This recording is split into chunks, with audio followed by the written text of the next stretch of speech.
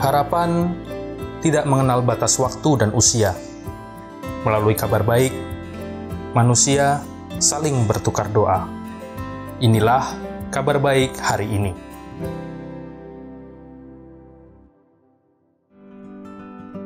Ini kisah Yasmin, siswi kelas 7 MTS di Maguwo Harjo, Sleman. Yasmin dikenal sebagai murid yang cerdas. Gadis berusia 12 tahun ini tidak hanya pandai dalam mata pelajaran umum, tapi saat ini ia juga sedang menghafal Al-Quran.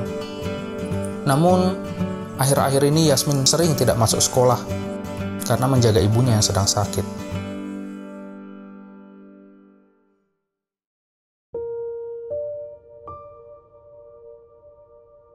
Pengen ibu sehat, pengen juara sukses. Walal akhiratu khairul laka minal ula wala sawfa yu'tika rabbuka fatarda alam yajidka yatiman. Belanja, masak, nyuci baju, dan semuanya itu Yasmin. Wajadaka ailan fa'aghna wa ammal yatima fala taqhar wa ammas sa'ila fala tanhar wa amma bi ni'mati rabbika fahaddits. Shadaqallahul azim.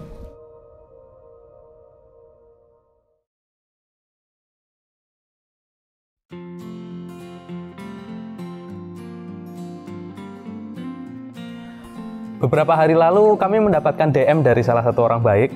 Beliau bernama Bu Rahmi. Bu Rahmi ini wali kelas dari siswi bernama Yasmin. Menurut Bu Rahmi, Yasmin ini sedang membutuhkan pertolongan. Nah, untuk lebih jelasnya, ayo kita ke sekolah Yasmin untuk bertemu dengan Bu Rahmi.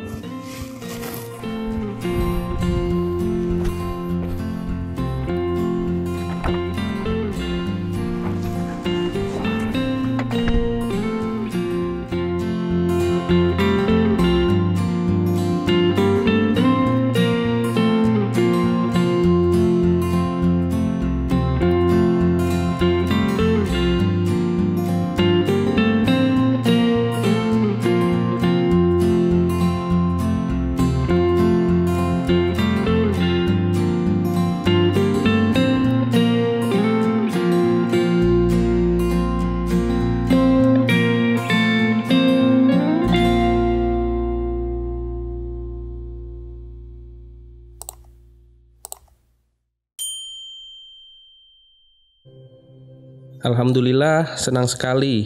Hari ini kami dapat bertemu dengan Ibu Rahmi di MTS Negeri 9, Maguwo Harjo, Sleman. Sekolah tempat ia mengajar Yasmin. Dari Ibu Rahmi, kita belajar bahwa berbuat baik tidak harus dengan melakukan hal-hal besar, tapi bisa juga dari hal kecil seperti peduli dengan kondisi di sekitar kita. Dan dari sinilah cerita tentang Yasmin dimulai. Awal mengenal Yasmin itu ketika saya pas jadi wali kelasnya. Pengambilan buku itu semua wali sama siswa diharapkan datang untuk ke sekolah. Tapi ketika itu Yasmin katanya nggak bisa kalau sendiri, harus sama ibunya. Saya tanya kenapa gitu kan. Jadi ke sekolah kan rumahnya kan jauh, harus nyebrang. Itu ternyata yang nyetir Yasmin. Aku nanya kenapa Yasmin? Ibu sakit? Nggak, ibu saya nggak seperti yang ibu yang lain gitu. Jadi kan aku pas itu terus kok terenyuh gitu. Saya sering kadang kok nilainya agak menurun, kemudian kok beberapa hari nggak berangkat.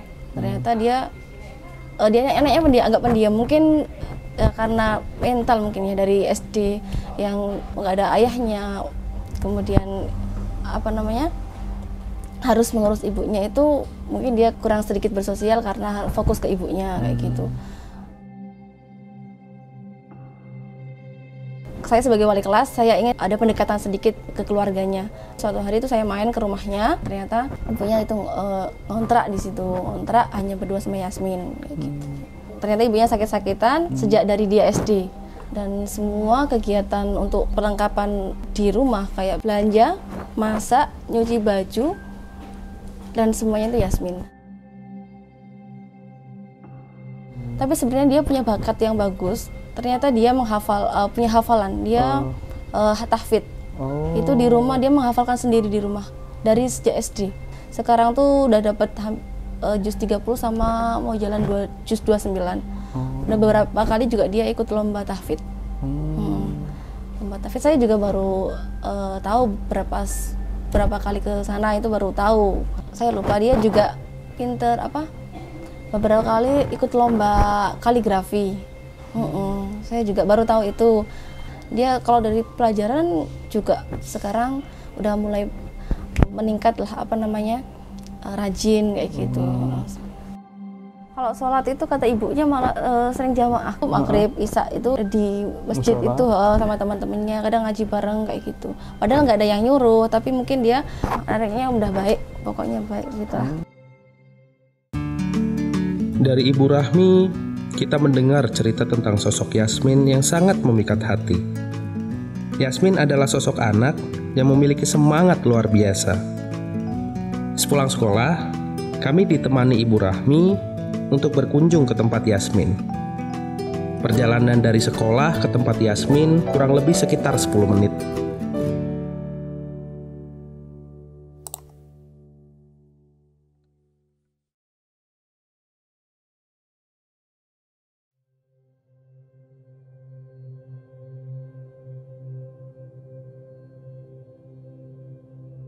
Kalau pagi itu ke pasar jam 5:30.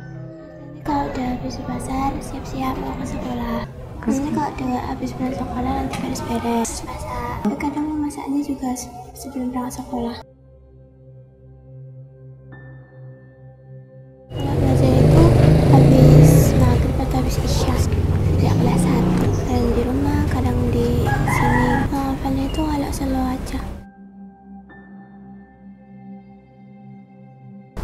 Kalau ibu kamu paling parah itu nanti bisa kayak teriak-teriak gitu, nanti bisa pingsan, tak tenangin, suruh sholawat, istighfar, sama ada kalau ibu sudah bergerak rambutnya parah ya tak kasih obat. Pengen ibu sehat, pengen jadi orang sukses, pengen doa ibu umpama banaha wal ardi wa ma tuhaha.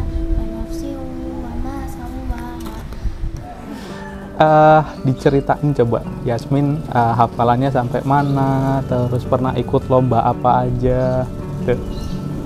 Hafalannya baru juz 30. Nanti kalau udah hafal semuanya itu baru juz 29. Kalau dulu lombanya pernah di tempat simbah. Nah itu kadang juara 1, 2, 3. Itu lomba hafalan hafiz ya. Kalau yang lomba yang lain selain lomba hafiz? Grafis. Itu dulu pernah ikut juara 3. Karena saingannya banyak. Kalau yang paling deket ini mau ikut lomba apa aja? Hafiz aja sih, sama kayak lomba kita. Nih. Tak bawain Al-Quran. Pengen tahu coba Yasmin baca Qurannya gimana? Coba. Pilih aja coba. Ini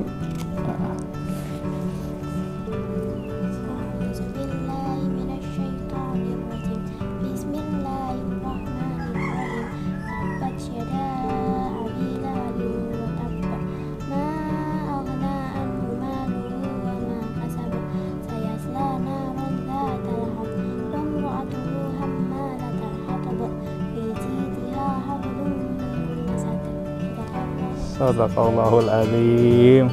Suka nggak bacanya? Suka. Ini buat Yasmin. Beneran ini buat Yasmin. Serius ini biar nanti semangat lagi lombanya ya. Coba lihat lah. Ada artinya juga biar.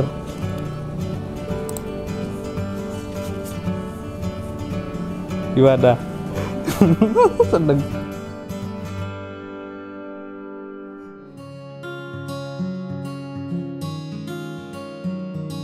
Dari Yasmin, kita belajar 2 hal.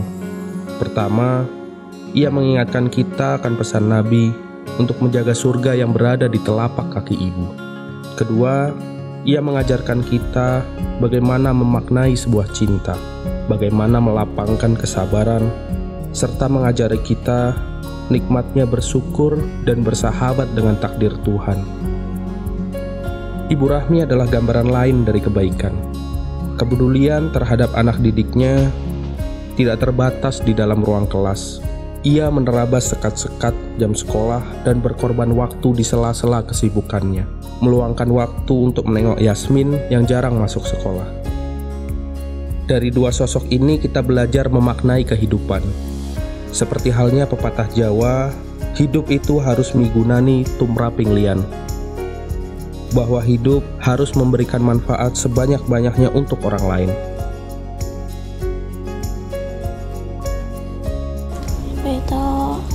Itu jadi penyemangat aku, terus bisa buat aku serius kalau belajar.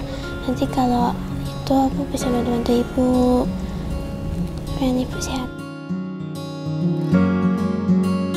Sampai jumpa di kabar baik selanjutnya.